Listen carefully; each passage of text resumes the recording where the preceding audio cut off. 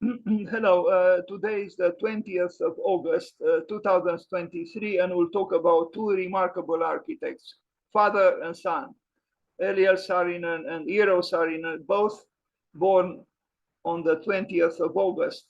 So let's read a little bit about the father.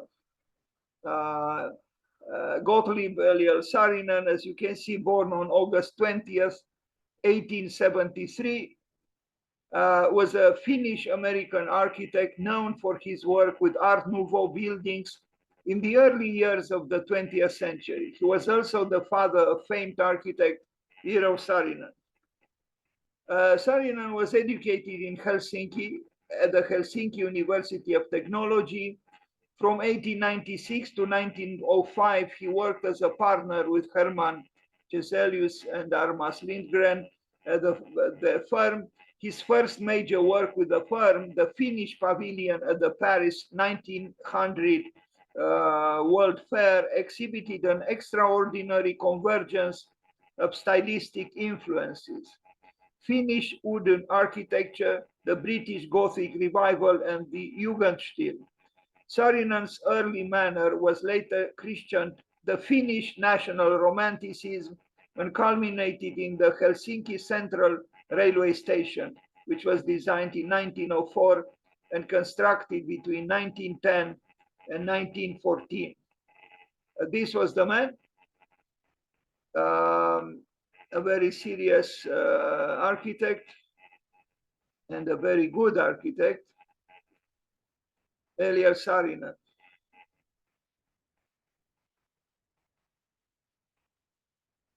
And here he is. I don't know who the gentleman on the right is, but in the middle is him. And on the left is his son, Eero Saarinen, who unfortunately died young at 51. Here they are again, the son on the left, the father on the right. And here is a picture with the father and the son.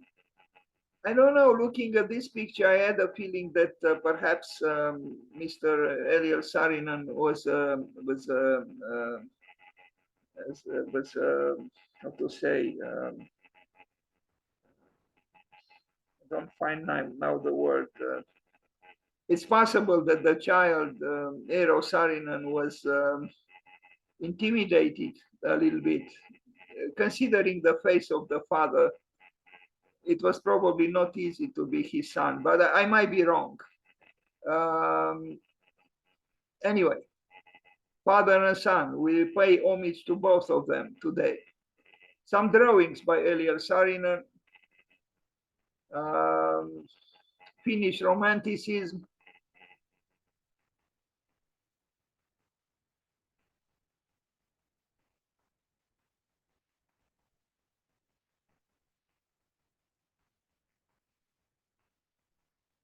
I guess I wanted to say that it's possible that the father was stern, a stern father, as other fathers are. Maybe it's in the genetic code of the fathers in general to be at least sometimes stern. Maybe I'm wrong. I'm just imagining that it might have been the case. Finnish pavilion of the Exposition Universelle in Paris in 1900. This was the building. Indeed, very different from buildings we conceive today, but maybe this kind of architecture could be explored again. I don't know what this is, maybe a church, 1902, or no, it's not a church. Guess a house, large house in Finland.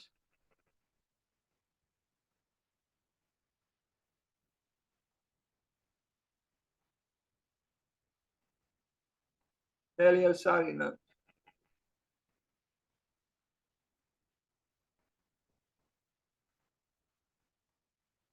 You will see his architecture changed when, or will change, well, change when he crossed the ocean and settled in the United States, where his son was born.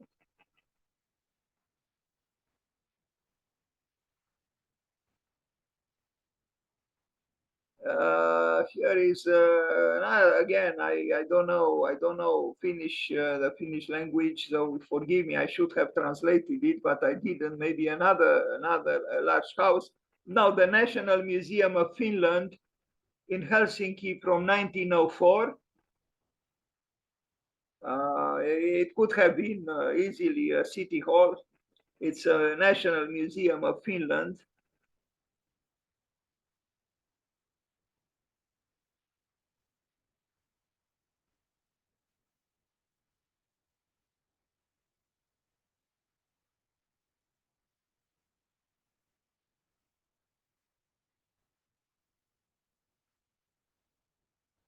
Well, the spire and what we see on the left, the nave, could also have belonged to a church. But it's neither church nor city hall. It's a museum, the National Museum of Finland, 1904, Eliel Saarinen.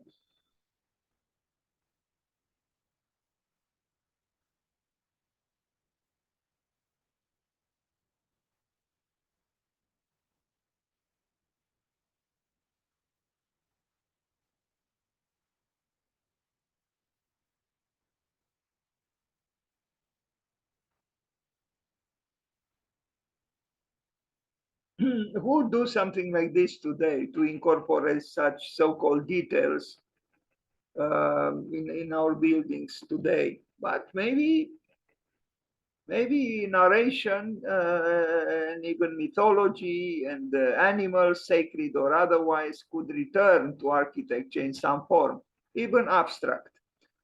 The Luther Factory Workers Canteen and People's House, 1905. Interesting building, considering its function. Does it look like a factory workers' canteen? Not really. Again, it could have been a church.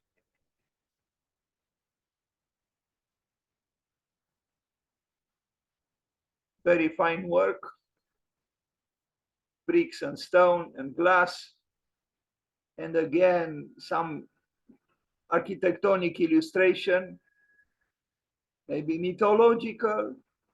There must have been a meaning to what was inscribed there in the wall, in the facade of the building.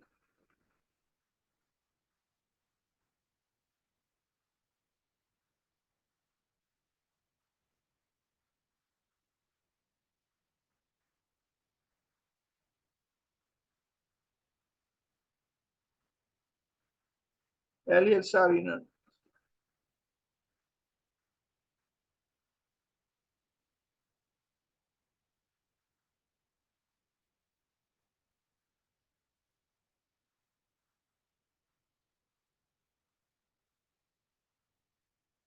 The Helsinki Central Railway Station, a major work by him from 1909, a massive monumental work which still works. And it is one of the most remarkable buildings in a city which has other remarkable buildings.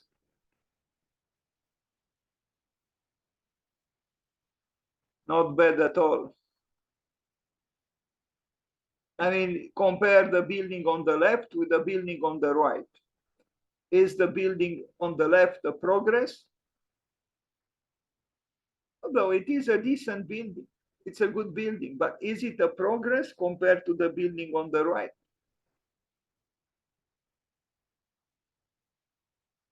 Eliel Saarinen, Helsinki, more than 100 years ago.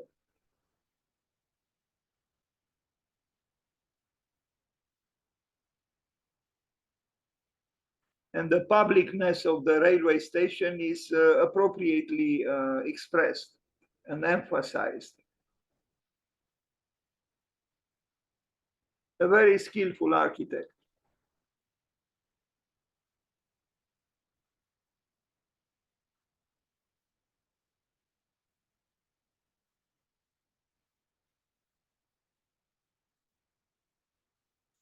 A town hall from 1911.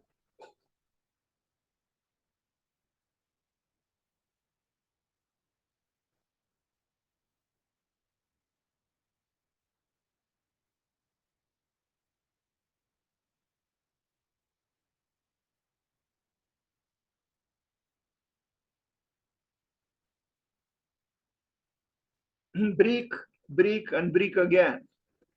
And then, ceramic tiles for the roof and copper. Some elegance inside, and maybe even some so-called Finnish motifs, ornamental.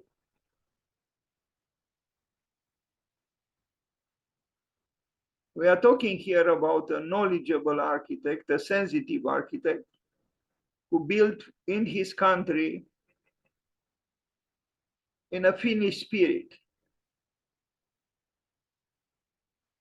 Alvar Aalto came later.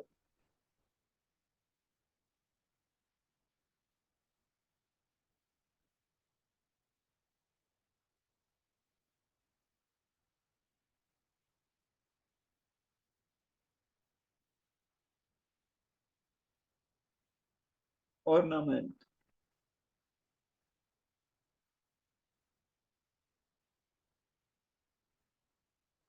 A bank, Tallinn, 1912, the Saarinen House, as it is called now.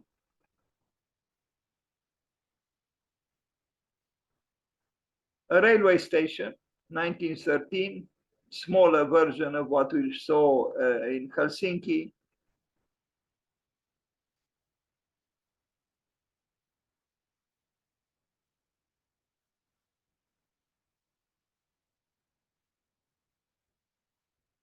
Trains and carriages with horses. Another town hall from 1914.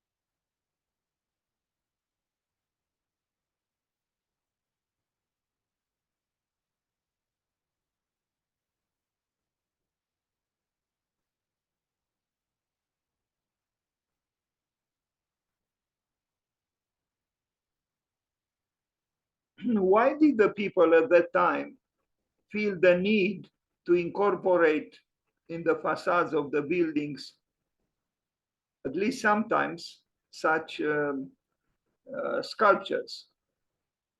And why is it we don't have similar tendencies?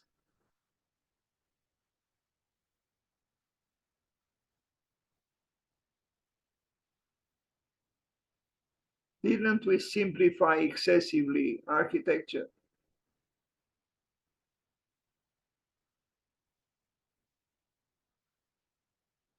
As I said at another time, many times less is less. Only sometimes, only a few times, less is more. Most of the time, less is less. St. Paul's Church in Tartu, 1917. There are certain similarities between the city hall and the church. This could have been also a city hall. Well, it's not a city hall, it's a church.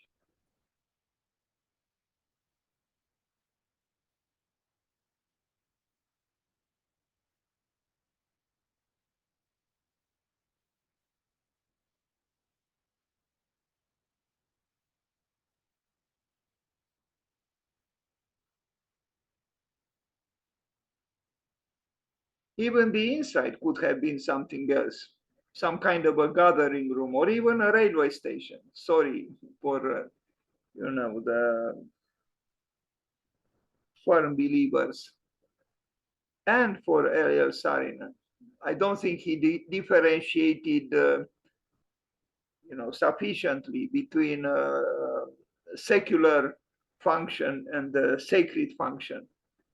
But maybe, I mean, the relationship between a house and the church sometimes could be, less drastic or abrupt. It's a good building. It's just that it could have been a city hall. After all, we saw before two city halls or three that were not dissimilar from what we look at here, and this is a church.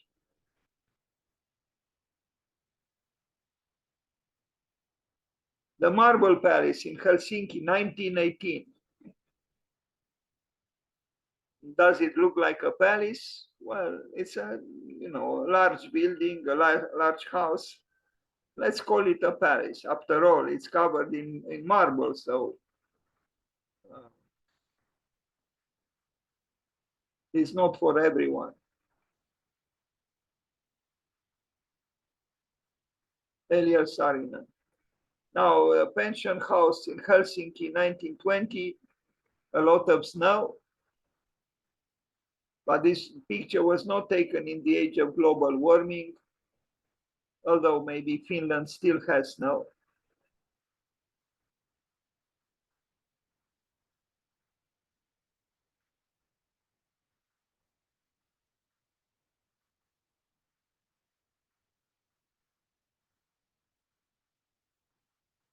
Music now he arrived in the United States, and we are going to see works that he built in the United States. He was a famous architect, and we look at some of his built works in the States. 1938, a music shed or a music school. You see the architectural language changed. No references any longer to the romantic Finnish movement or spirit. It's a different architecture, more modern, less charged ideologically. I think he adapted well to the United States. A music hall in Buffalo, 1940.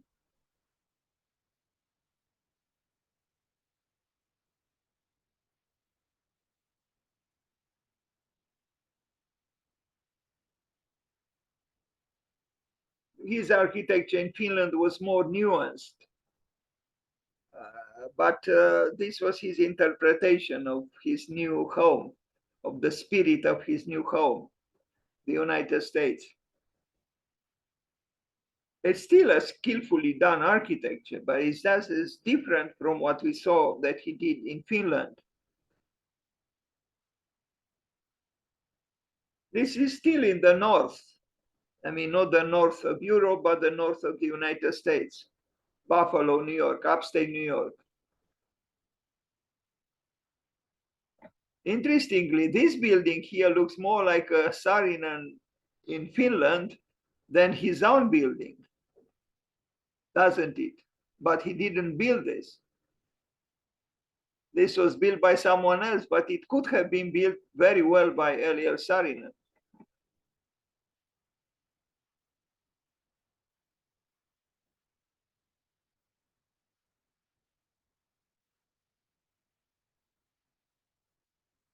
Crow Island School in Winnetka, 1940, 1949, 41, north of Chicago.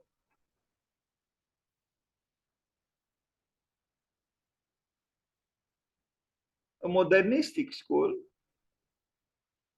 Eliel Saarinen.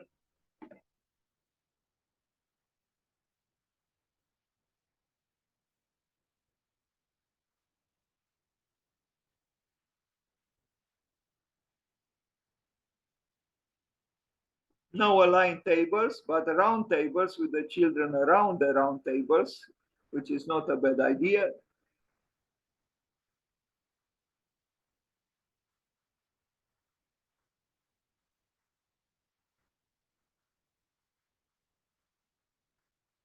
The plan is very functional and in a way predictable, but well done.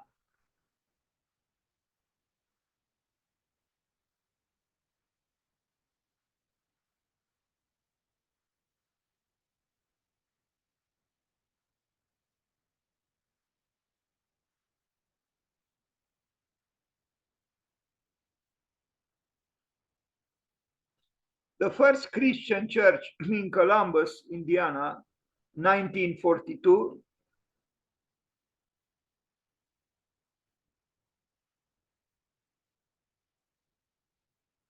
a good example of a romantic spirit assuming the stringencies of rigors of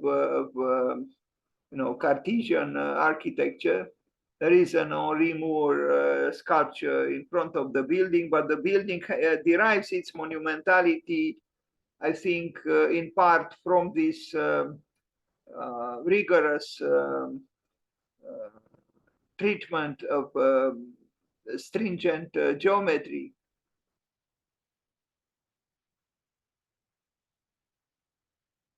I like the way the cross is insinuated in the facade. It is present, it can be seen, but it doesn't scream at you. It's part of a field. That field of those rectangles, they are not quite squares.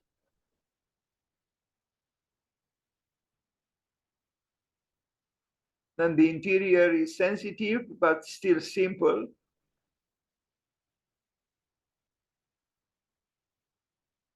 He designed also the lamps.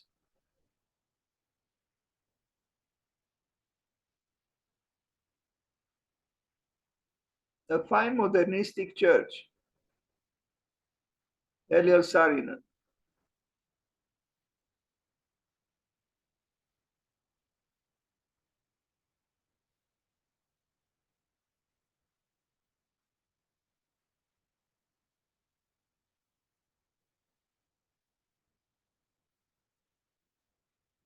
The Cranbrook educational community in Bloomfield Hills, 1940s.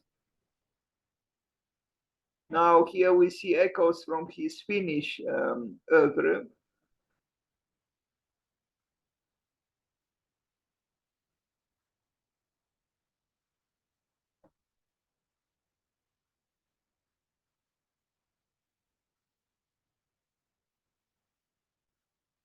Okay, that was it. So let's have a short discussion if you want. No, sorry, I thought I had something happened. I don't know why it took so long because there are a few more works by him, and I'm glad I didn't close the presentation prematurely. So an art center in Des Moines in 1948.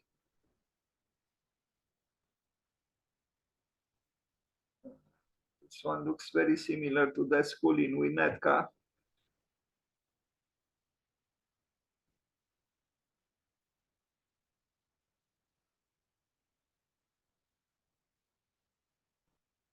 The Christchurch Lutheran Church, I mean the Christchurch, the Lutheran Christchurch in Minneapolis, 1949. Not very dissimilar from the other church that we saw in Indiana. I guess it's a scheme that he liked.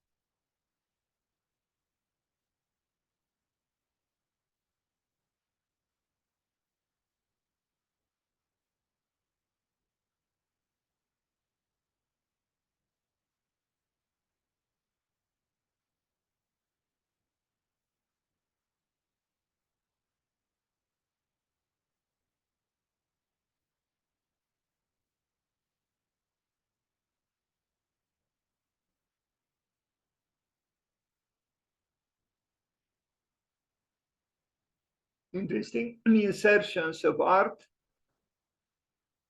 So Le Corbusier was not the only one to do this. Yeah, that was it. So let's talk a little bit about him if you want.